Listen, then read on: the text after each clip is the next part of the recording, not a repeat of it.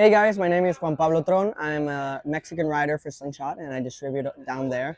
I love doing everything. I'm not loyal to one discipline. I do kiting, winging, surfing, wing surfing, whatever gets me on the water the most days as possible, the better. So I've been definitely enjoying trying to get more skills into my arsenal. One of the things I'm mostly excited about this year is obviously the One-Lock system. This allows you to put foils together without screws on the top wings and just using your hands for the mast into the board. And this is so exciting because there's been tons of moments where the conditions change or you have a very little amount of time or you just don't want to deal with all the parts of the screws.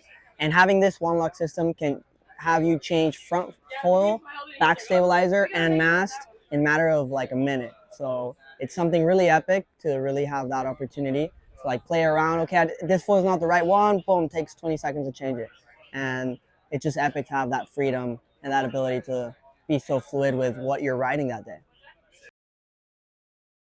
I think the industry is definitely going to go into everything going to be more efficient and maybe a bit, you know, a bigger range of conditions. There's a lot of spots in the world, I think, where we have more marginal winds. Like no place is going to be like Hood River or Maui where the bumps and the winds are very strong. I think the industry is definitely going to go into making things more easy and accessible for people, hopefully. I think talking about the foil industry, as people get better, they'll be able to ride smaller gear or more efficient gear in order to, have one or two foils in their quiver and have that be, the quiver for all types of conditions because they're going to be very adaptable to each thing. So I think that's going to be really excited to see in like what 2 or 3 or maybe 5 years will do into the industry. I think into a desert island is an interesting one. Are we living there our whole lives or are we trying to get out of there? So I think definitely like a mid-length or maybe just a bit smaller prone foil board. You can do long big bumps in the open ocean. You can surf it and you're going to be able to ride more days out of the year. But I'm always going to be more inclined into surfing. So I think definitely like a mid-length, mid-size foil. You can tick a lot of boxes from that.